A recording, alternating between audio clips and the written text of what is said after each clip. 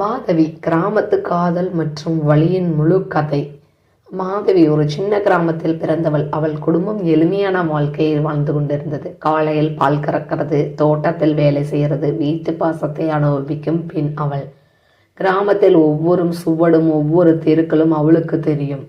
ஆனாலும் மாதவியின் இதயம் பெரிய கனவுகளால் நிரம்பியது. அவளுக்கு எப்போதும் ஒரு ஆசை, வாழ்க்கையில் உண்மையான காதலை கண்டுபிடிக்கிறது பற்றி. ஒரு நாள் கிராமத்துக்கு புதிதாக ஒரு வாலிபன் வந்தான். அவன் பெயர் மணி. அவன் நகர வாழ்க்கையை விட்டுவிட்டு கிராமத்துக்கு வந்தான்.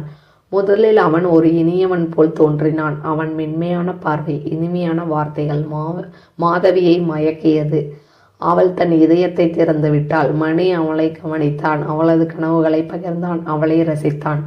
முதலில் மாதவி நினைத்தாள், இவன்தான் என் வாழ்க்கையில் சந்தோஷம் என்று. என் கனவுகளுக்கு உறுதி கொடுத்தாள். ஆனால் உண்மை மாறியது. மணி ஒரு நாள் கெட்டவனாக இருந்தான். அவன் மாதவியை பயன்படுத்தி அவளது உணர்ச்சிகளை களவாடினான். அவளை விட்டு சென்று எதுவும் உண்மையாக இல்லாத வார்த்தைகளை மட்டும் வைத்து சென்றான். மாதவியது இதயம் உடைந்தது. அவள் நம்பிக்கை கனவுகள் எல்லாம் ஒரு நொடியில் சிதறின. முதலில் மாதவி அவனை கண்டபோது கண்ணீர் வழிந்தது. அவள் சிந்தித்தாள், எனக்கு இப்படி செய்தவன் இதயமா? என் நம்பிக்கை என்னோடு இல்லை. என் கனவு கடைசியில் தோல்வியடைந்தது.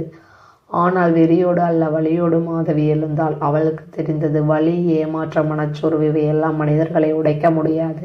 அது ஒருபோதும் முடியாது. ஆனால் அதை அனுபவித்து வலிமையாக மாறும். மாதவி தனது உள்ளுணர்வை வளர்த்தாள். அவள் தினசரி தோட்ட வேலை, பால் விற்பனை, குடும்ப பராமரிப்பு, நண்பர்களின் ஆதரவு மூலம் முன்னேறினாள். அவள் வழியை மறந்து, மணியை மறந்து, தன்னுடைய கனவுகளை பின்பற்றி முன்னேறினாள். அவள் வாழ்க்கையில் நம்பிக்கை, திறமை, கிராம மக்களின் பாராட்டால் மீண்டும் நிலை பெற்றன. கிராமத்தில் மாதவியது ஒரு கதாநாயகியாகிவிட்டாள். நக்கல் பேசினர். ஒரு பெண் வலியோடு இருந்தாலும் அதிலிருந்து வலிமை பெற முடியும்.